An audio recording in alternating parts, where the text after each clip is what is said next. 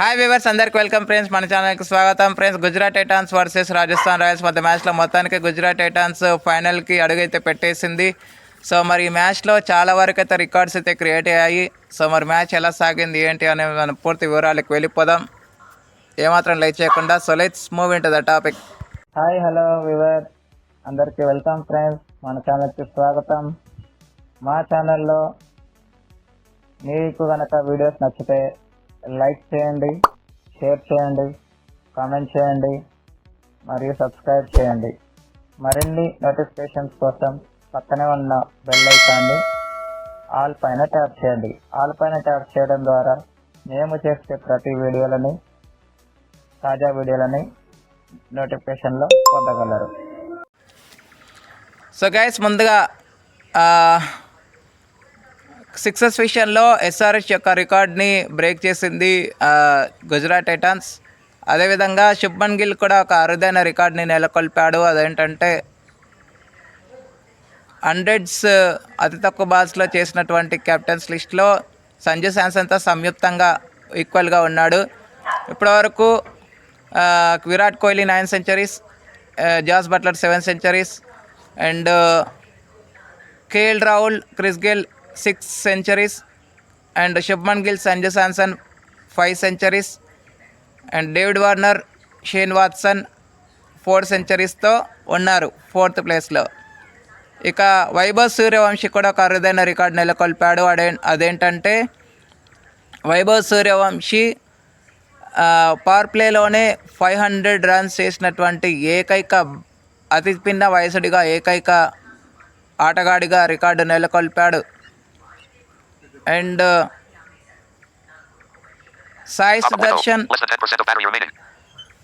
Sudarshan and Shubman Gill వీళ్ళిద్దరూ మరొక రికార్డుని break చేశారు. అదేంటంటే ఇప్పటివరకు 10 పార్ట్నర్షిప్స్, 100 పార్ట్నర్షిప్స్ ఏవైతే ఉన్నాయో ఏబీ డివిలియర్స్, విరాట్ కోహ్లీ పేరిట ఉండేది. సో ఇది తాజాగా బ్రేక్ చేశారు. 11th టైం వీళ్ళు 100 పార్ట్నర్షిప్ అయితే చేయడం జరిగింది.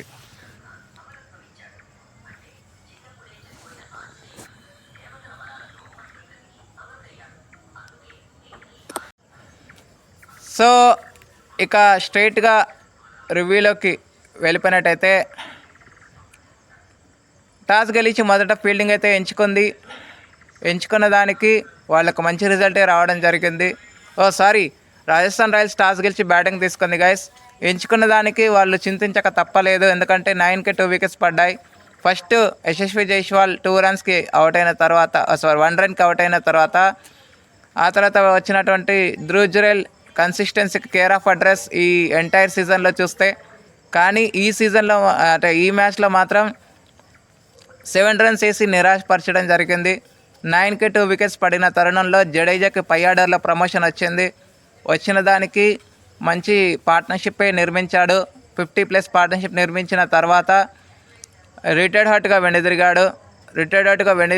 వెనుదిరిగిన తర్వాత పరాక్ వచ్చి 11 రన్స్ వేసి తను అవుట్ అయ్యాడు.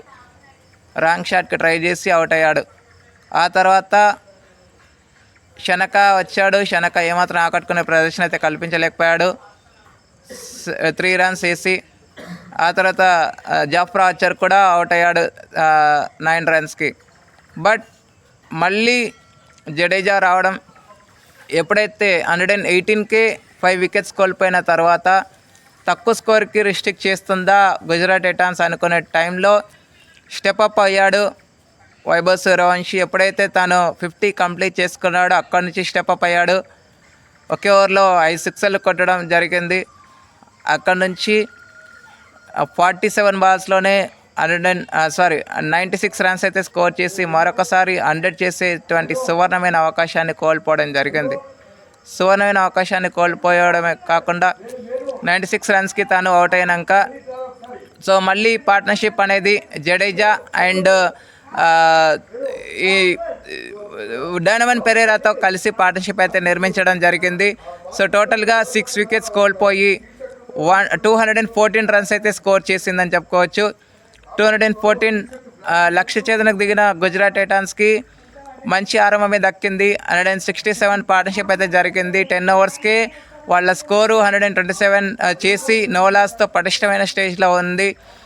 ఇక తర్వాత 167 స్కోర్ ఉన్నప్పుడు ఏ విధంగా అయితే క్వాలిఫైర్ 1లో ఇట్ వికెట్గా వెనుదిరిగాడో సాయి సుదర్శన్, ఈ నిన్నటి మ్యాచ్లో కూడా అదే విధంగా వెనుదిరగడం జరిగింది.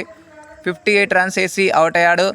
ఆ తర్వాత 104 రన్స్ వేసి మంచి సెంచరీతో కథం తక్కాడు. 47 బాల్స్లోనే 100 చేసి 53 బాల్స్లో 104 రన్స్ వేసాడు. దీంట్లో 15 ఫోర్స్ అండ్ 4 సిక్సెస్ అయితే ఉన్నాయి. సో టోటల్గా తను అవుట్ అయినాడు.